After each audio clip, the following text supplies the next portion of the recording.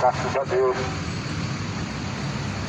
Uma boa tarde, uma boa noite. E a saudação de paz em nome de Jesus aos que ouvem a palavra de Deus. Que a paz esteja contigo.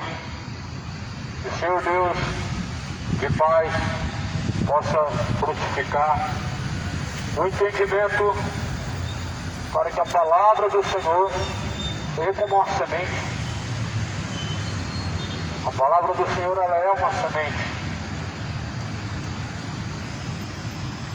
O semeador saiu a semear. Algumas sementes caíram à beira do caminho. Outras caíram sobre rochas. Outras em boa terra. A palavra de Deus cai em diversos tipos de terreno, diversos tipos de corações, onde a palavra do Senhor, ela produzirá os seus frutos, será num coração quebrantado e contrito. Essa é a boa terra, o coração quebrantado e contrito.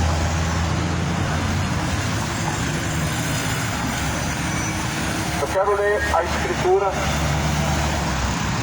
o Evangelho de Lucas, pois o Evangelho é o poder de Deus para a salvação de todo aquele que crê. Bem-aventurados são os que ouvem e os que guardam as palavras da profecia deste livro, pois o tempo está próximo. Você deve conhecer esse livro. Chama-se Bíblia Sagrada, conhecido como a Palavra de Deus.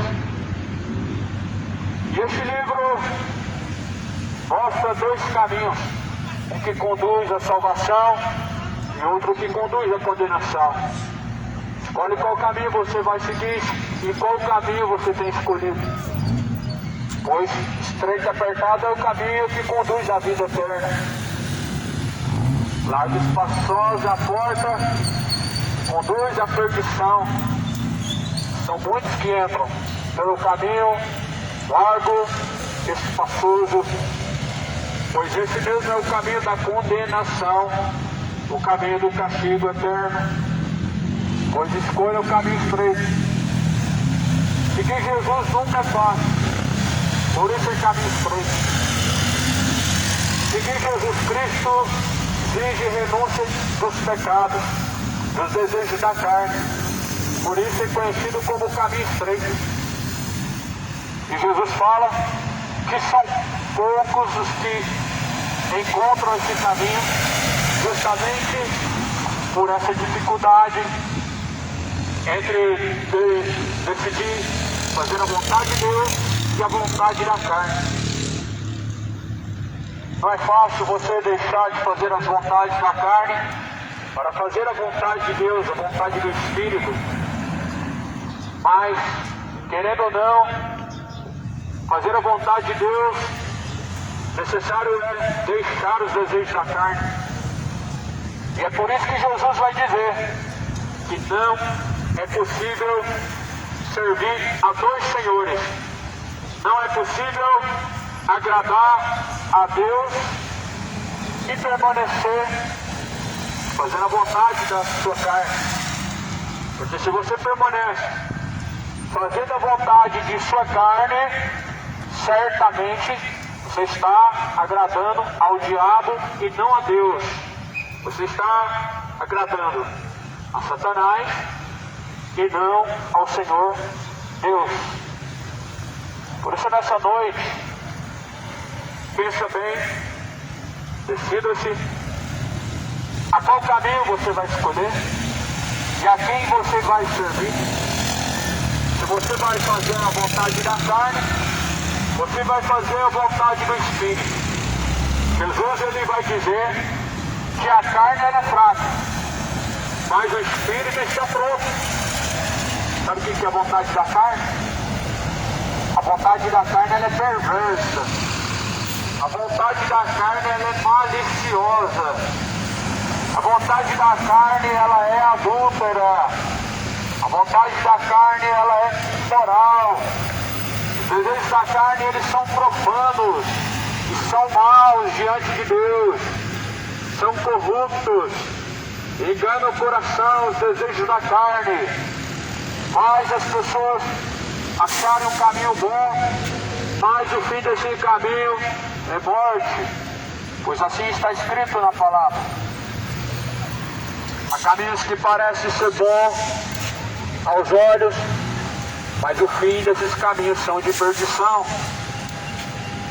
Nem tudo que parece é. E as aparências enganam. Tem caminhos que parecem ser bons, mas levam à condenação, levam ao castigo eterno. Tem desejos do coração que parecem ser inofensivos, mas ofendem a Deus, o Senhor. Tem desejos do coração que parece que não tem nada demais, mas são corruptos aos olhos de Deus. Por isso, a Bíblia fala que há caminhos que parecem ser bons, só parecem, pois o fim desses caminhos leva à condenação. O mundo vive de aparência, se enganam por qualquer oratória boa, por qualquer pessoa com uma gravata, com uma batina de padre, se enganam por qualquer linguajar de uma fala mansa, mas a Bíblia fala, as aparências nada falam sobre o reino de Deus. Jesus fala assim que o reino de Deus não vem com aparência exterior. Não vem com aparência exterior, mas é gozo e paz no Espírito. O reino de Deus não tem aparência agradável por fora. Isaías mesmo fala, o profeta Isaías diz que Jesus não tinha um bom parecer para que nós assim o desejássemos, ou seja, o Filho de Deus, Cristo. Não é aquele Senhor daquele olhos azuis que é representado num quadro de uma pele clara e de cabelos loiros. Talvez isso seja algo superficial, algo nada a ver, mas o reino de Deus é dessa mesma forma. Não tem aparência exterior, não tem uma aparência agradável. Aí Jesus fala que ninguém pode dizer que o reino de Deus está ali ou aqui, ou seja, não se deixe levado pelas aparências. Pelas aparências não dá para você deduzir aonde está Deus e o que realmente representa ou arremete aquilo que se diz sobre Deus. Por isso leia a Escritura, leia, dia após dia. Examine, pois, a Escritura, pois ela testifica de Jesus Cristo, elas nós encontramos a vida eterna. E falar sobre o que está escrito. Está escrito no livro de Lucas, no capítulo 2, ou melhor, livro de Lucas, capítulo 3, versículo 4, segundo o que está escrito no livro das palavras do profeta Isaías, que diz: voz do que clama no deserto, preparai o caminho do Senhor, direitai as suas veredas. Nós sabemos muito bem que Isaías falou muito sobre a vinda do Messias, o Cristo, Filho de Deus, antes mesmo que Jesus fosse concebido e fosse entregue a esse mundo.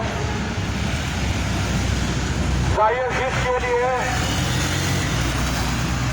aquele que vem direitar os seus caminhos. Jesus fala: endireite os seus caminhos. A palavra de Deus diz: endireite os vossos caminhos. Nós sabemos que João, ele veio preparar o caminho E quando Jesus ele veio, o caminho estava preparado. Todos já estavam alertos e conscientes sobre o Filho de Deus, aquele que viria e veio. Ele veio, foi rejeitado. Jesus diz: a luz veio a este mundo, mas os homens preferiram amar as trevas do que a própria luz que é bendita. O mundo ama o pecado.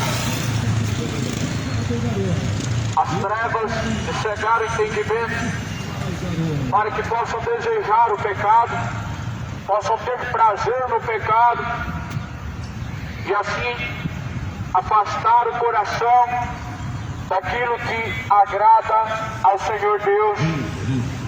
Ou seja, aquilo que agrada ao Senhor Deus é luz, é bom. Luz representa o que é bom, treva representa algo que é mal. Embora que a Bíblia fala que Deus fez a noite, Ele chamou isso de bom. Mas quando a Bíblia embora está dizendo sobre trevas, está dizendo sobre o pecado. E a Bíblia fala que a luz é boa. E lâmpada para os nossos pés, luz para os nossos caminhos, é a palavra de Deus. A palavra é luz. Mas o mundo amou as trevas e não a luz.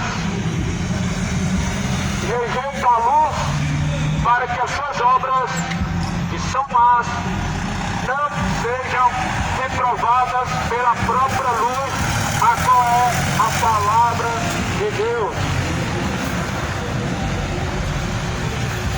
A luz sempre foi boa e a luz sempre mostra aquilo que está em oculto, escondido.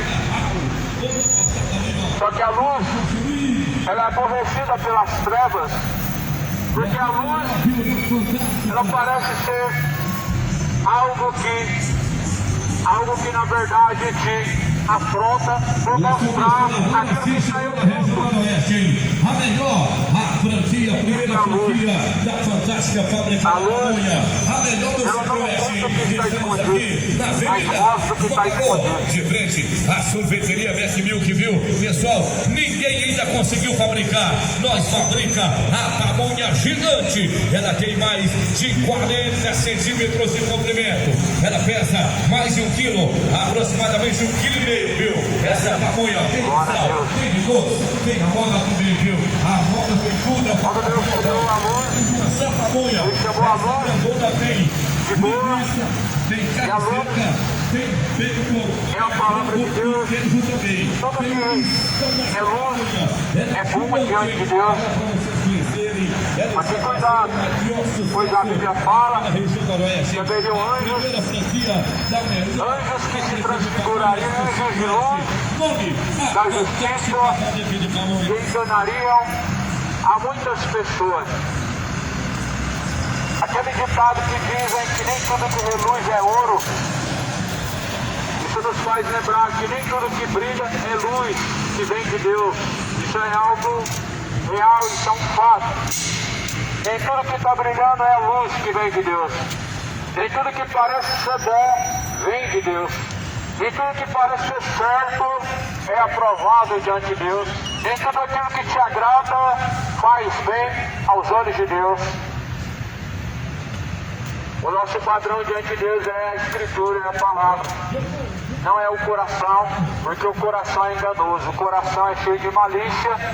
Do coração vai proceder e vai vir todo tipo de orgulho. O coração vai produzir feitiçaria, adultério. E do coração também vai vir as mentiras. E vem o engano. Vai vir a idolatria, a soberba, todo mal e todo bem. Ele vem do coração. Porque o coração é a entrada e saída da vida. Por isso a Bíblia fala no provérbio que nós devemos guardar a entrada e saída da vida. Qual que é a entrada do coração? Os olhos, os ouvidos devem ser guardados. Você pode colocar os seus olhos em alguma coisa maligna. Você não pode colocar os seus olhos na malícia. Você deve guardar os seus olhos a fim de que possa contemplar aquilo que te traz luz. Porque Jesus fala que os olhos são a lamparina do corpo, de sorte que os seus olhos contemplarem coisas boas diante de Deus, todo o teu corpo será luz e será bom. De sorte que as trevas que há em ti são más. É assim que se guarda a entrada e saída da vida, o coração, o próprio coração, através do que vê e ouve. E muitas pessoas ouvem o quê? Canções depravadas, canções que falam de bebedeiras, canções que falam de adultérios, canções que incitam a malícia, a depravação, canções que nada mais são um verdadeiro louvor a Satanás, uma verdadeira desonra ao Senhor Deus. Só que a Bíblia fala que nós devemos guardar o coração, que é a entrada e saída da vida, através dos olhos, através dos ouvidos. O que você vê faz com que o teu coração seja mau ou bom. O que você ouve faz com que o teu coração esteja cheio de trevas ou de luz. Então você vê que servir a Deus e agradar a Deus não é você pegar uma Bíblia e se dirigir à missa, não é pegar a Bíblia e se dirigir ao culto de domingo. Não, isso é apenas hipocrisia. Se não houver conversão, são apenas hipocrisia. Deus requer do homem fidelidade. A Bíblia fala assim: se eu sou o vosso Deus e vosso Pai, aonde que está a minha honra? Aí Jesus também vai dizer: o porquê me chamais de Senhor, Senhor, e não fazeis aquilo que mando? Ou seja, se Jesus é Senhor, o servo, certamente, ele está sujeito em servidão, servindo, fazendo aquilo que o Senhor espera. E como alguém pode chamar Jesus de Senhor e não servir a Jesus Cristo? Como alguém pode chamar Deus de Pai e não sendo o filho obediente, mas sendo um filho bastardo, rebelde, desobediente, aonde não observa os mandamentos ou a palavra de Deus, sendo de um coração endurecido, sendo de um coração cheio de malícia, um coração adúltero, um coração cheio de engano. Pois a própria palavra do Senhor fala que da boca sai aquilo que está cheio no coração. Se você quer saber se uma pessoa está cheia de Deus, observe as suas palavras. Se você quer saber se uma pessoa está vazia de Deus, observe também as suas palavras. Ninguém vai falar de Deus sem ouvir falar de Deus, e ninguém vai glorificar a Deus por trás de uma internet que está a cada dia mais cheio de malícias, cheio de maldade, de um mundo que suas culturas são maliciosas, são depravadas, de um mundo em que cultua Satanás através da bebedice, através da idolatria do futebol, idolatria aos ídolos da música, os ídolos da internet, enfim. As pessoas, elas estão enchendo o seu coração com coisas más, mas querem falar de Deus, estando cheios do mundo e vazios de Deus. As pessoas querem falar que Deus está em seu coração, estando distante de Deus. Só que Jesus vai falar no livro de Mateus, capítulo 15, os hipócritas, Isaías profetizou a respeito de vocês, porque vocês me honram com os seus lábios, mas o coração está distante de mim. Há muitas pessoas que estão honrando a Deus com os seus lábios, mas o seu coração está tão distante de Deus quanto possa imaginar. Há muitas pessoas com o coração distante de Deus, mas os lábios falam de Deus. Não tem como você porfiar por dois caminhos, e não tem como você ficar entre meio termo. Se você fala de Deus, você deve se apartar da iniquidade. É isso que a Bíblia diz. A Bíblia fala que todo aquele que profere o nome de Deus, ele se aparta, ele se separa da iniquidade. Foi justamente isso que João estava fazendo e anunciando antes de Jesus Cristo ser apresentado e conhecido. Porque Jesus só foi ser descoberto como Messias quando começou seu ministério aos 31 anos, aos seus 33 anos de idade. Jesus passou como um anônimo em seus 30 anos de idade, onde ouviam falar do Messias, mas ainda não o conheciam. E assim, João pregava para as pessoas, antes que elas conhecessem Jesus, ou antes que elas encontrassem Jesus Cristo, que endireitassem seus caminhos. E é justamente isso a mensagem de Deus, que nós venhamos preparar os caminhos, endireitar os caminhos para se encontrar com Deus, para se encontrar com o Salvador. Necessário é se preparar, endireitar os caminhos para encontrar-se com o Salvador. João fala assim no capítulo 3 de Lucas, dizendo: está escrito, endireitai o caminho do Senhor, preparem o caminho do Senhor, endireitai as suas veredas. Todo vale se encherá, e se abaixará todo monte e todo outeiro, e o que é tortuoso se endireitará, e os caminhos escabrosos se aplanarão. E toda a carne verá a salvação de Deus. Toda a carne verá a salvação de Deus. E viu? Porque Cristo veio ao mundo para buscar salvar aqueles que se haviam perdido. E salvou aqueles que creram na sua mensagem. Aqueles que deram ouvidos, ou seja, deram crédito à sua mensagem. Alguns dizem que a mensagem de Jesus foi em vão. Paulo fala, se Cristo não tivesse ressuscitado, teria sido em vão. Mas Cristo ressuscitou dentre os mortos. Portanto, sua mensagem não é em vão. Mas alguns invalidam as palavras de Deus porque não creem. Só que aqueles que não creem, a Bíblia fala, já estão condenados. Lá em Marcos 16, versículo 16. Aquele que não crê já está condenado. Já fala, aquele que crê será salvo, porém aquele que não crê já está condenado. E a condenação é esta, que a luz veio ao mundo, mas os homens amaram, serviram as trevas e não a luz. As trevas e não a luz serviram. Embora a luz veio ao mundo, Cristo veio ao mundo como luz, sendo luz, mas as pessoas amaram as trevas e não a luz. João fala que assim todo monte e outeiro se abaixará para Cristo. Até a natureza reverencia a Cristo, e o ser humano ele não reverencia a Cristo, desvia-se de Cristo, desvia os seus pensamentos, seus ouvidos da pessoa de Cristo. Até os montes se abaixaram para Cristo.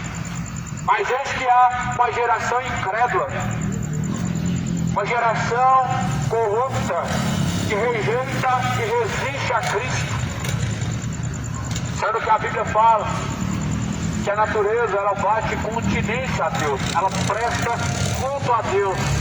Mas o homem, em seu endurecimento de entendimento, desonra a Deus, não reconhece o seu Senhor em sua conduta. Embora que suas palavras dizem que Deus é o seu Senhor, mas em sua conduta nega que Ele é o Senhor. Jesus, Ele veio para salvar Mas para que isso venha a acontecer, necessário o homem aplanar os caminhos, ou seja, consertar os seus caminhos. A Bíblia fala que nós devemos melhorar diante de Deus. Aquela questão que santo só foi Jesus é palavra de incrédulo, de um coração que não tem fé. Aquela coisa que só Jesus não pegou é uma desculpa de um incrédulo que não quer ter diante de Deus fidelidade, não quer melhorar diante de Deus.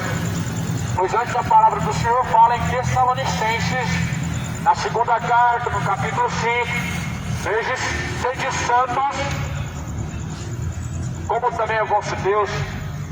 Todo corpo, alma e espírito sejam santificados para Deus até a vinda do Senhor Jesus Cristo. Pelo menos 3 vezes na Bíblia, no Novo Testamento, tirando as outras dezenas de vezes que falam no Antigo Testamento, Deus está dizendo ao homem em quem Ele requer aliança que sejam santos, que sejam santificados no seu corpo, na sua alma, no seu espírito, pois essa é a única aliança em que nós podemos ter com Deus. Algumas pessoas acham que ter uma aliança com Deus é quando elas vão num culto e alguém faz um apelo para aceitar Jesus, aí elas falam, eu aceito Jesus. Só que a nossa aliança com Deus não é quando você abre a sua boca para falar que aceita Jesus, pois a nossa verdadeira aliança com Deus é na conduta.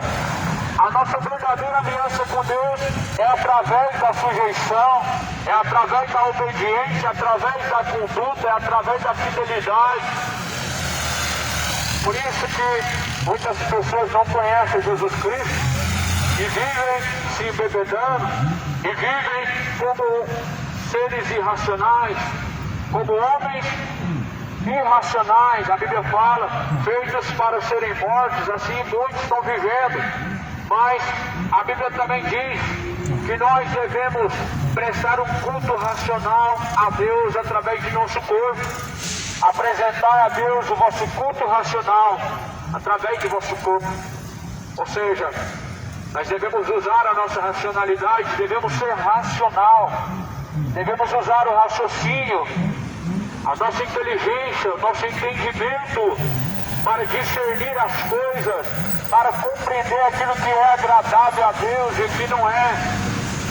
Só que muitas pessoas estão deixando sua racionalidade para viver como seres irracionais, sendo guiados uns pelos outros, sendo inquietados uns pelos outros. Mas a Bíblia fala que nós não devemos ser guiados pelos homens. O profeta Jeremias fala que maldito é o homem que é guiado por outro homem. Antes nós devemos ser guiados pela palavra de Deus, pois maldito é o homem que confia no homem fazendo da sua carne o seu próprio braço. Mas não devemos ser guiados pelo homem, mas pela palavra de Deus. Quando Jesus pregou a palavra aos discípulos, não foi para que os discípulos guiassem as pessoas através de uma crença religiosa, mas sim para que as pessoas fossem guiadas pelo Espírito Santo através da palavra, através da mensagem de Deus. E até hoje a palavra de Deus ela é o nosso guia. Até hoje a palavra de Deus ela é a instrução, a que nos conduz em passos verdejantes, em águas tranquilas, em caminhos verdadeiros, em caminho de retidão e de salvação. Mas ainda há pessoas que estão como se nunca tivessem ouvido a palavra de Cristo, ou como se nunca tivessem ouvido falar de Deus, pois até hoje o véu está sobreposto em seu coração. As pessoas, felizmente, estão com o coração separado de Deus. Esse véu, Jesus rasgou há uns 2000 anos atrás, mais ou menos, quando deu um brado, dizendo: Pai, está consumado. O véu se rasgou de cima a baixo do templo. E esse véu, ele representa a separação entre homem e Deus. A separação que há entre homem e Deus é pecado. A separação que há entre criatura e o Criador são seus pecados. O véu é o pecado é o véu. Portanto, até hoje, quando as pessoas elas se tornam aos velhos rudimentos, a praticar as velhas obras pecaminosas, o véu ainda está sobreposto em seu coração e ainda assim estão separados da glória de Deus. Pois Isaías fala no capítulo 59, no versículo 2, o que faz separação entre vós e o vosso Deus são os vossos pecados. Portanto, não tem como alguém praticar a homossexualidade e Deus caminhar contigo ou estar em seu coração. Não tem como alguém praticar as idolatrias, feitiçarias e assim caminhar com Deus e Deus estar em seu coração. Uma pessoa que se entrega ao pecado, ela está separada de Deus. Uma pessoa que assim vive uma vida de bebedeiras ou vive como um bêbado, ela está separada de Deus. Assim como aqueles que praticam mentira, aqueles que praticam fornicação, praticam adultério, vivem uma vida imoral, estão separados da presença de Deus. Isaías diz que o que faz separação entre nós e Deus é o pecado.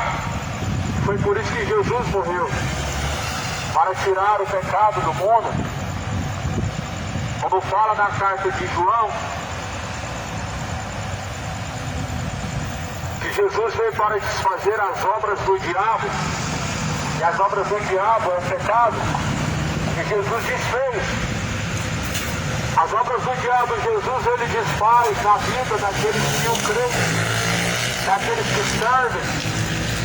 Por isso se arrependa, arrependei-vos, convertei-vos, endireitai as vossas veredas, preparai o caminho para o Senhor, endireitai os caminhos, aplanai os caminhos, melhorai diante de Deus.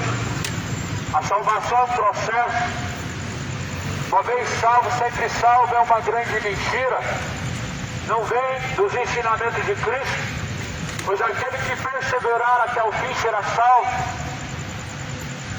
Aquele que permanecer até o fim em Jesus Cristo será salvo. A regra para permanecer em Jesus Cristo não é ser católico, não é ser evangélico, não é permanecer numa religião, mas Jesus fala: se vocês permanecerem em minhas palavras, serão os meus discípulos. E discípulo de Jesus não tem religião, mas tem a palavra de vida eterna. Discípulo de Jesus Cristo não tem uma denominação, mas pensam todos da mesma forma, porque o cabeça é Cristo. Por isso lá em Coríntios capítulo 3 fala: há uma grande divisão entre vós, porque quando vocês dizem eu sigo fulano, sigo ciclano, ou melhor, sigo Paulo, Apolo, Cefas, vocês estão dizendo que Cristo está dividido, mas Cristo não está dividido. Jesus, ele é o cabeça, a única igreja verdadeira, o único verdadeiro pastor. E o verdadeiro pastor deu a vida pelas suas ovelhas. Por isso, ó rebanho, as palavras de Deus a ti não é o suficiente. Ó ovelhas, a palavra de Deus não é o suficiente para que vocês possam continuar debaixo dos rudimentos dos homens, através de tradições falsas, através de ensinamentos hereges, através de homens dissolutos e gananciosos. Muitos estão sendo destruindo sua fé, muitos estão sendo enganados, estão caminhando para o inferno, muitos estão em condenação por causa de homens hereges, falsos profetas, mercenários da fé. Jesus, ele destruiu os mercadores da fé, dizendo: a casa de meu Pai é chamada casa de oração, e vocês transformaram em covil de ladrões e salteadores. A igreja que nós vimos na Bíblia de Jesus Cristo, ela nunca vendeu uma palha sequer, ela nunca precisou vender uma chinela sequer, mas a igreja atual, que se transformou num comércio, numa empresa, numa mercearia, não representa e não reflete a igreja de Jesus, que vendem coisas, sendo que Jesus falou que de graça recebestes, de graça foi dado. Será que o seu Messias, aquele que você chama de Senhor da sua alma, o Cristo, não é o suficiente para sustentar a tua fé? Que fé é essa que as pessoas têm, que precisa ser sustentada pelo dinheiro? Que se não tiver dinheiro, acaba tudo. É isso que as pessoas elas dizem, que se não tiver fundos financeiros, a igreja fecha, as portas se fecham. Só que a verdadeira fé não é sustentada pelo dinheiro. Ainda que as portas terrenas se fecham, Jesus falou: contra a minha igreja, as portas do inferno não prevalecerão. Ou seja, nós vivemos uma igreja incrédula que tem que vender no dia de domingo almoço para poder manter as portas abertas. Nós vivemos uma igreja incrédula em que no dia de domingo tem que vender serviços de corte de cabelo, fazer bazares de venda de roupas e calçados para poder manter de pé. Sabe por quê? Porque o mundo atual aprendeu uma tradição que veio do farisaísmo, que veio dos fariseus, de vender e comercializar aquilo que vem da fé, o produto da fé, para poder se manter. Só que Jesus falou: o justo ele vai viver da fé. O justo ele não precisa fazer bazar, ele não precisa vender almoço no dia de domingo, vender serviços para que as portas permaneçam abertas. A igreja atual se tornou como um comércio.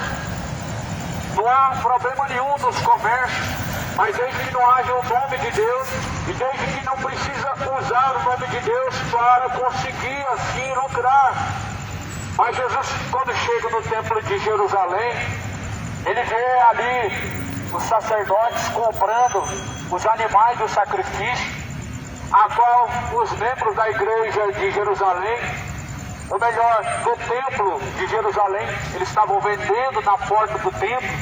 E a Bíblia vai dizer que Jesus fez um chicote de cordas, um azorrague de cordéis, expulsou da porta do templo aqueles que compravam e vendiam, e disse: não faça da casa de meu pai ouvir de ladrões e salteadores. Não é normal alguém, em nome de Jesus, no dia de domingo, colocar ali na porta do templo um monte de roupas e calçados e propagandear a venda de produtos em nome de Deus, pois a fé mercenária, essa é a fé mercenária que o diabo introduziu no coração de muitos. É igual a igreja de Laodiceia, que tem ouro, tem prata, mas Jesus fala assim: vocês são pobres, cegos, desgraçados, miseráveis e nus. Lá no livro de Apocalipse, no capítulo 3, Jesus fala isso para a igreja de Laodiceia, que talvez ela era uma grande arrecadadora de dinheiros. A igreja de Laodiceia talvez era uma grande arrecadadora de fundos financeiros. Talvez ela arrecadava tecidos caros, prata, ouro, e assim ela tinha abundância em dinheiro, em ouro, em prata, em bens, mas não tinha o principal, a presença de Deus. Talvez você faça parte de uma Laodiceia dessa, que tem ouro, tem prata, ou seja, tem dinheiro, tem grandes propriedades, mas não tem a presença de Deus. Talvez você faça parte de uma dessas denominações, ou seja evangélica, ou seja católica, que tem fundos financeiros, que tem riqueza na terra, mas não tem riqueza com Deus. E o que adianta o homem granjear o mundo inteiro, se ele perder o resgate da sua alma? não tem valor para resgatar sua alma. Uma vez que você desce ao pó e à sepultura, sua alma já está destinada. Sua alma já está destinada à eternidade. Resgate da alma é caríssimo. E Cristo pagou o preço. Por isso não queiram se tornar ao jugo dos homens. Não queiram estar debaixo do jugo dos homens. Pois comprados por alto e bom preço, glorifique a Deus, o vosso Pai, através de vosso corpo. Eita, celular que cai direto. Oh, glória. Fica quieto aí, celular. Lá.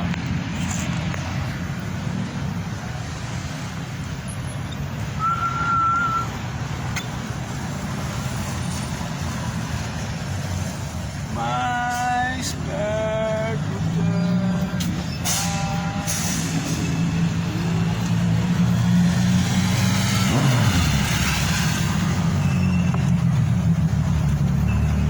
E nós sabemos que João veio preparar o caminho do Senhor. O caminho do Senhor são os corações. O caminho é o nosso coração. Para quem que João pregar? Ele não estava pregando na sinagoga dos judeus. Ele não estava pregando na sinagoga dos fariseus. Ah, vai cair de novo, vai cair de novo. Cai mais uma vez. Irmãos, mais uma vez eu vou ter que parar a gravação porque o celular não para quieto aqui, irmãos. Não para, irmãos. Para não. Vai ficar aí. E João representa também os discípulos. João foi enviado de Deus. Assim Deus tem vários enviados e tem enviado ao mundo. Jesus fala: eu vos enviarei como ovelhas ao matador. Alguns de vocês vão ser perseguidos, outros de vocês vão ser presos, outros vão ser açoitados. Assim como João foi morto, degolado, foi preso, aconteceu com os discípulos. Mas eles pregaram justamente a mensagem que Jesus diz: preparai o caminho. A mensagem que não é um conforto ao coração, uma mensagem que não é motivacional,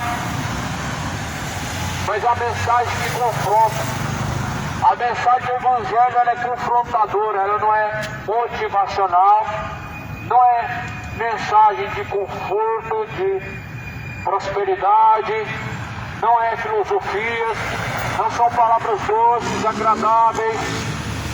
Por isso Jesus foi rejeitado, por isso João foi morto, por isso os discípulos foram também perseguidos e até mortos. Pois a mensagem do Evangelho, ela confronta. A mensagem do Evangelho, ela é uma espada que divide opiniões, ou seja, divide as intenções boas das intenções más e faz discernir, ou seja, traz entendimento dos vossos pensamentos, de vossos caminhos. João, quando pregava para as pessoas ali, preparando o caminho para que elas conhecessem o Senhor, para que elas encontrassem com Cristo, dizia: direite os caminhos, preparai o caminho, endireitai suas veredas, e seus caminhos escabrosos serão aplainados.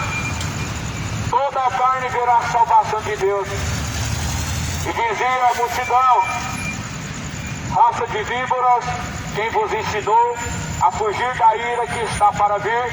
Produzam, pois, frutos dignos de arrependimento, e não comecem a dizer em vosso coração que nós temos Abraão como pai, que nós temos Deus. Pois antes eu digo a vocês que Deus pode suscitar filhos a Abraão, que Deus pode trazer filhos até mesmo das pedras, ou seja, nada é impossível para Deus e Deus não precisa do homem. Porque as pessoas idolatravam João como se ele fosse o Messias. Só que Deus disse que poderia fazer qualquer coisa até mesmo de pedras e não precisava nem de João. É isso que as pessoas não entendem. Que quando Deus envia um homem, não é para ele ser idolatrado como Messias. Mas a geração é corrupta. As pessoas idolatram os homens. As pessoas se entregam a idolatrar os homens. Irmãos, vou pôr aqui em algum lugar aqui só para terminar, né?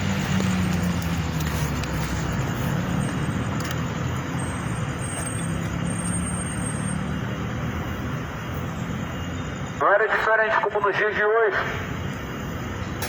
Que João veio preparar o caminho, mas as pessoas idolatravam João. Elas pensavam que ele era o Messias, o Salvador, e queriam adorar João. Igual quando João estava na ilha de Patmos, o outro João, o apóstolo João, que quis se dobrar diante do pé do anjo para adorar o anjo. E o anjo disse: não adore a mim, mas adore a Deus, o Pai. Assim é no dia de hoje. Deus envia um homem para endireitar os caminhos das pessoas, pregando a verdade, e as pessoas querem adorar essa pessoa, querem estar próximo das pessoas com grande idolatria, como se ele fosse o Messias. Aí as pessoas veem alguém fazendo curas em nome de Jesus, fazendo prodígios em nome de Jesus Cristo, e logo querem se aproximar desses homens, e começa até mesmo a surgir idolatria no coração, como se esses tais homens fossem o Messias, o Salvador.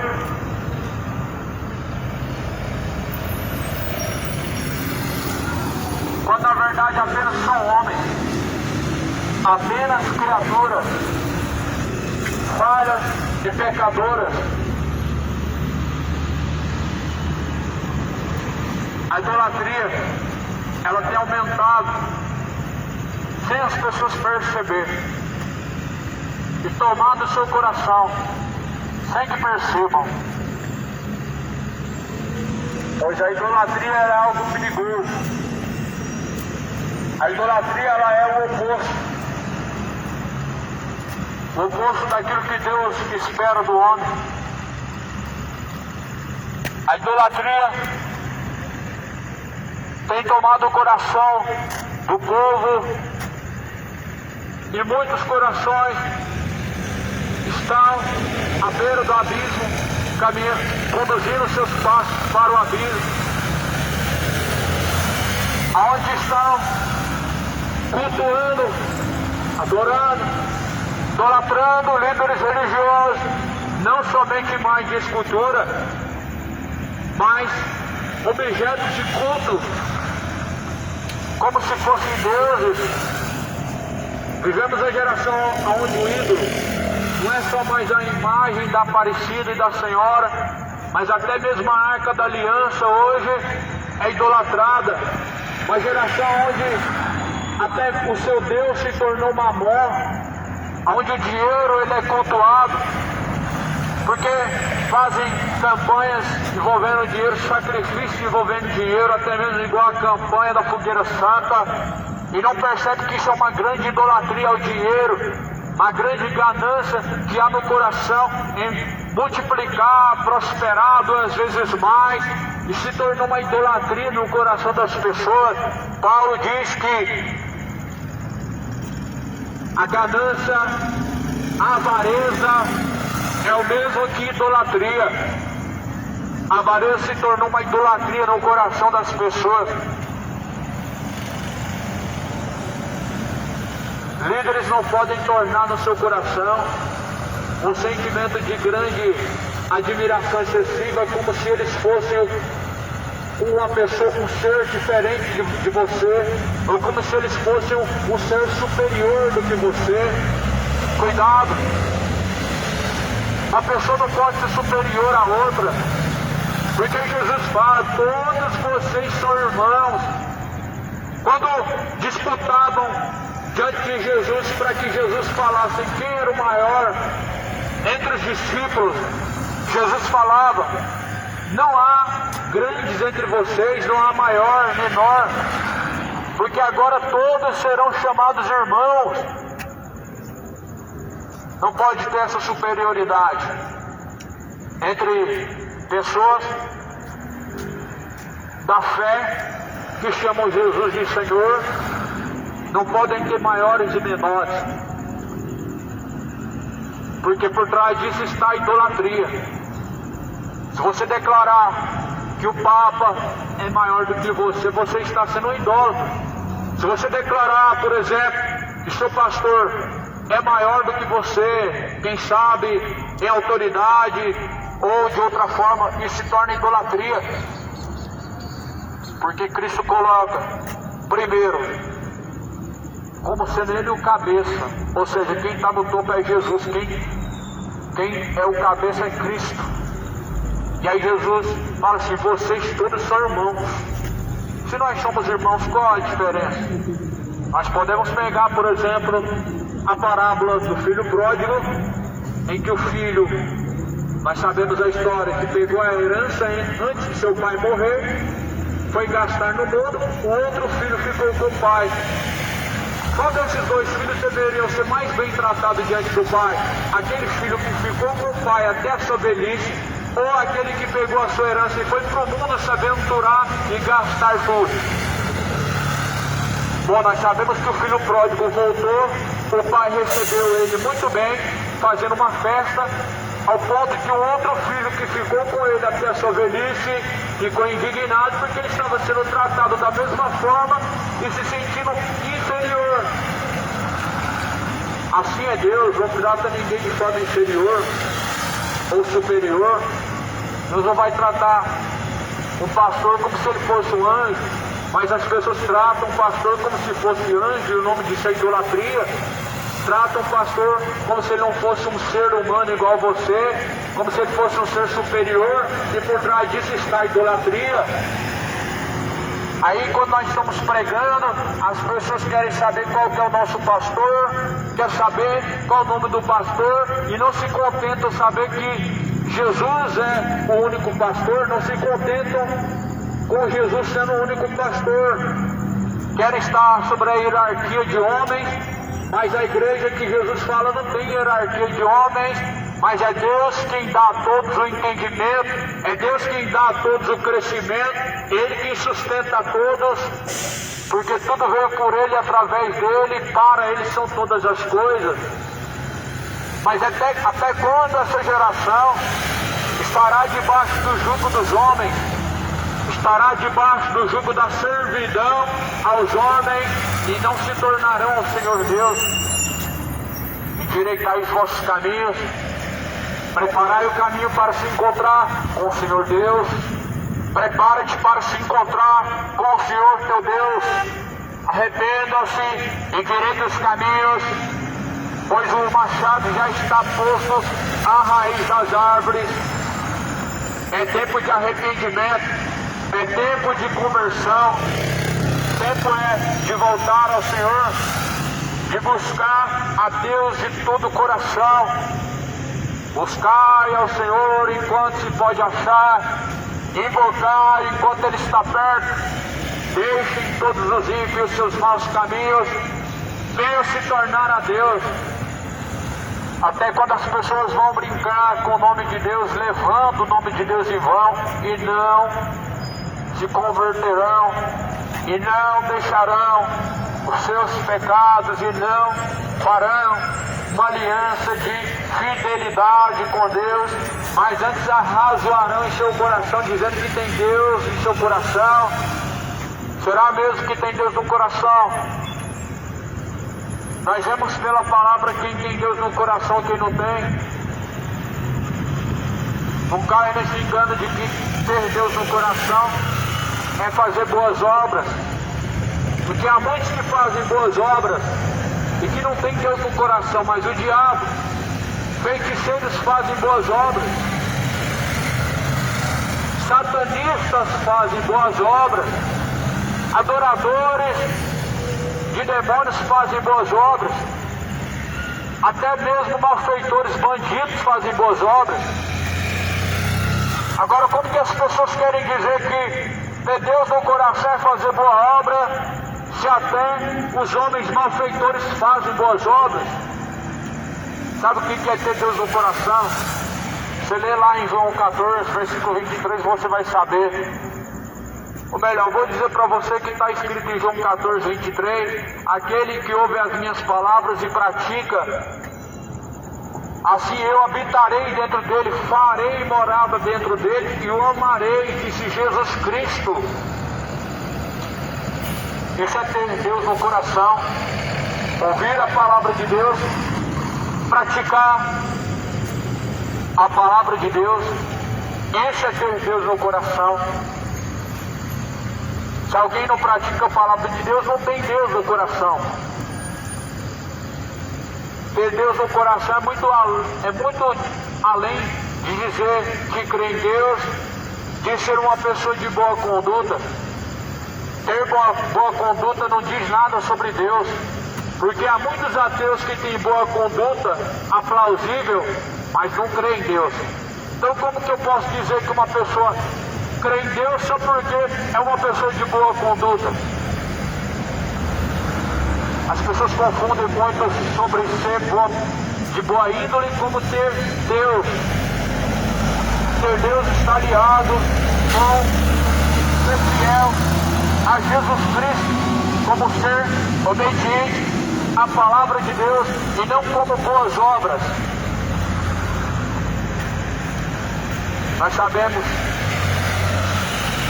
que Jesus Cristo, Ele veio para buscar salvar os que se haviam perdido e anunciar a todos que se arrependam. Porquanto Deus não levará em conta o tempo da ignorância, mas anuncia agora que se arrependam a todos em todos os lugares, porque Ele determinou que vai julgar o mundo por meio de Jesus Cristo, e disso deixou certeza, ressuscitando dentre os mortos. Arrependei-vos e convertei-vos para que sejam apagados vossos pecados. Venha sobre vós o tempo do refrigério, por meio do Senhor Jesus Cristo. O tempo está se findando. A porta vai se fechar, pois o tempo está se esgotando. A alma do homem é como vapor que se passa e logo se desvanece. E isso é o tempo do homem que está indo embora, está se esgotando. A oportunidade está esgotando. Mas um dia, pela misericórdia de Deus, nos foi concedido. Mas o amanhã não sabemos. Por isso a Bíblia fala: buscai ao Senhor quando se pode achar, e invocai-o enquanto está perto. Deixe os ímpios seus maus caminhos e endireitai os vossos caminhos. Busca o Senhor enquanto se pode achar, agora, hoje. Após a morte segue a juízo. O homem foi ordenado morrer uma única vez. Vindo após isso o juízo. Livro de Hebreus, capítulo 9, versículo 27. Após a morte segue-se a salvação ou condenação. Porque haverá o juízo. E o juízo é para definir se você vai estar num lugar de separação de Deus, ou se você vai estar no lugar onde Deus habita, ou seja, no céu ou no inferno. Por isso que há julgamento, porque há salvação e há condenação. Há a vida eterna com Deus e a vida eterna destituído, separado de Deus. Por isso há o juízo, a qual fala em Apocalipse capítulo 20, no versículo 11 adiante. O grande dia do juízo final pode até estar longe segundo o nosso pensamento, mas o nosso juízo particular com Deus é após a morte. O nosso juízo individual, particular com Deus, pode ser alguns instantes. Só basta a alma sair do corpo e essa alma será julgada diante de Deus, onde ela passará a eternidade, não sabemos. Mas se nós temos a nossa consciência limpa com Deus, se nós temos aliança com Deus, nós para onde irá nossa alma, sim. Porque Jesus falou que o Espírito de Deus, ele testifica conosco que nós somos de Deus. Se nós somos de Deus, onde nós vamos passar a eternidade? Se nós somos de Deus, nós sabemos qual lugar em que Deus reservou para aqueles que são dele. Ou seja, o céu é o lugar em que Deus reservou aqueles que são dele.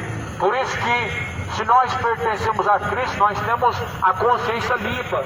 E sabemos que agora, nesse momento, para onde nós iremos. Mas há muitas pessoas que não têm em seu coração essa certeza de saber aonde vai passar a eternidade agora, porque na verdade não tem vida com Cristo, não tem aliança com Deus, não vive segundo a fé em Jesus Cristo, daquele que nos amou, daquele que se entregou por nós. Se você não tem a certeza aonde passará a sua eternidade, daqui a alguns milésimos de segundo, então você não está com a fé em Jesus Cristo em dia. Se você não sabe aonde estará a sua alma quando descer ao pó, sepultura, nesse exato momento, então você não tem seguido a Jesus Cristo. Por isso hoje é o dia de arrepender-se, voltar-se para o Senhor, direitar os caminhos, pois a voz do que clama no deserto diz: endireitai os caminhos, preparai o caminho para o Senhor. Se prepare, pois o tempo está se esgotando. Que o Senhor Deus de paz, o Senhor Deus, dono de todo entendimento, Deus de toda sabedoria, cujo qual criou os céus e a terra, Pai de nosso Senhor Jesus Cristo, o qual ressuscitou dentre os mortos, possa te conduzir